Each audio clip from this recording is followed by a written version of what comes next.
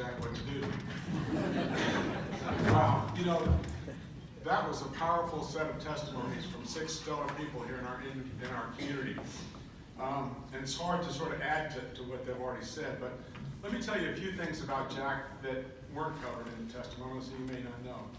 The first thing is that Jack is a first-generation American. His Jewish parents immigrated to the United States through Ellis Island from Hitler's Germany before World War II. They actually met once they immigrated, and they were married, and he lived in Yonkers, New York. Jack grew up in a 1-bedroom apartment in Yonkers, New York. Now, while Jack's parents neither belonged to the prestigious country club that was down the street, nor did Jack play golf. From the time he was 12 until he went to college, he was a caddy at the golf course. And he apparently was a pretty good caddy to tell people what to do in a game that he never played. Because they gave him a full scholarship to Columbia University based on his caddy acumen and his high grade scholastic average in high school. So he went to Columbia University undergraduate school on a caddy scholarship, and I might add that many, many young women and young men have gone to college on that caddy scholarship thanks to Jack in the 50 some odd years since then. But then he wanted to go to graduate school. So he worked for the Atomic Energy Commission, who paid him enough money so he could go to graduate school. But more importantly, they paid him enough money so that he could marry the love of his life, Jane Eisen. And anything that those 6 people said before, or that I will say after this, that's good about Jack, would be because of her, and he would be the first to admit it. Right, Jack? I agree with that.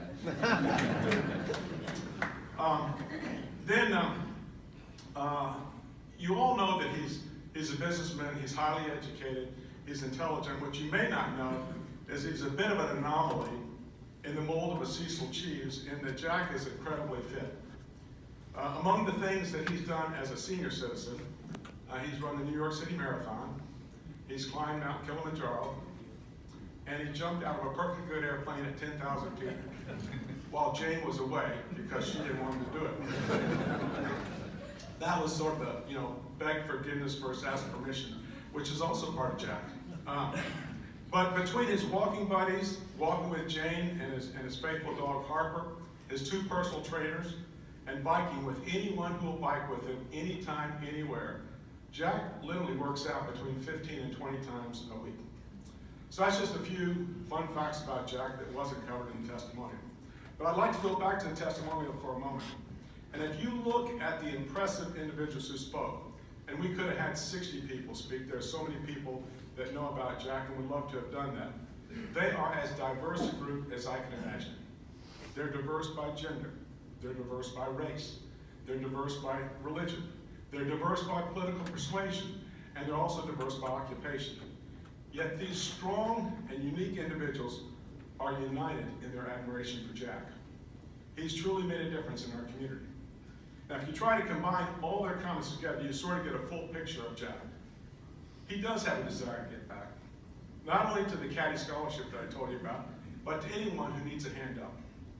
He's become very successful from modest beginnings, but he also appreciates that he had some help along the way, and he wants to be that help for others. He is a listener, and like was mentioned in the tape, when you talk to Jack, he always asks you about you, asks you about your family, and since most of us prefer to talk about ourselves, you can have a long conversation with Jack, and at the end of it you realize you've only been talking about yourself. And the truth of the matter is that's really what he wants. He likes to know about you, he likes to know about your family. Jack is a nurturer. Some people pick up stray animals and care for them. Jack finds people who are lost, and he helps them along their way. We'll often have some young person that will join us for a period of time in our walking group that Jack has found around town. More often than not, they're from some foreign country, and they're affiliated with CSU in some way or another. Jack is unpretentious and he's gracious. As was said, he came south and outdid us with our southern hospitality and genuine caring attitude. One of the things that Jack does that nobody knows is once a week he has a date with the 96-year-old widow of one of the former rabbis here in town. Finally, his principal civic responsibility is evident all over this community. He's been a key leader in the creation of the Community Foundation, the Muskogee Educational Excellence Foundation, and he also co-sponsored or co-led a successful SPLOST for the school system as well. For these reasons and so many more, I know of nobody who personifies service above self more than Jack. And as it was said, Dan Reed, our inspiration and our example, would be pleased with his selection. And I wholeheartedly agree. Congratulations.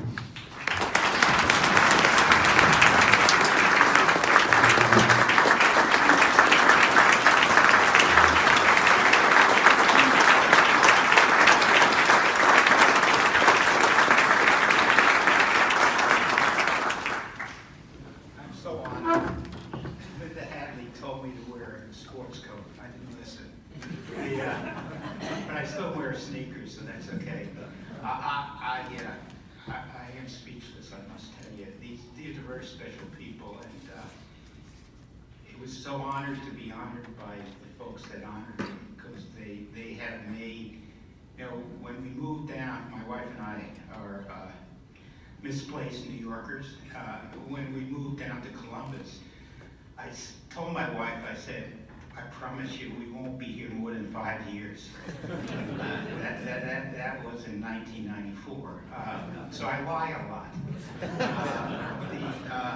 You know, this community kind of grabbed us and really adopted us. And I might add that, you know, the very small but vibrant Jewish community within Columbus really did adopt us when we came.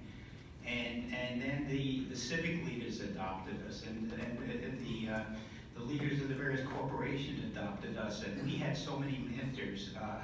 It was impossible not to try to give back, quite honestly.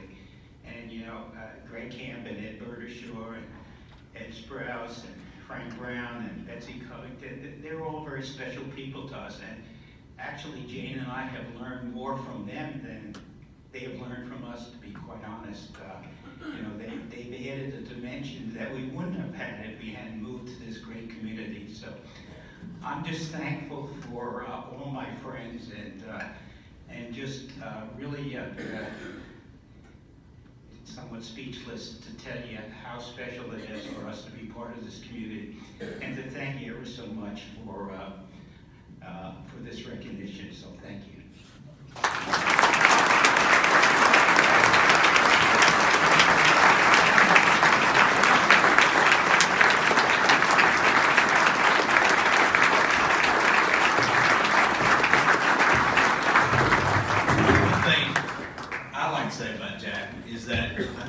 Country music fan, because he exemplifies Tim McGraw's great song, Always Stay Humble and Kind. Jack, I'd like to present you now with the 2018 Dan Reed Award.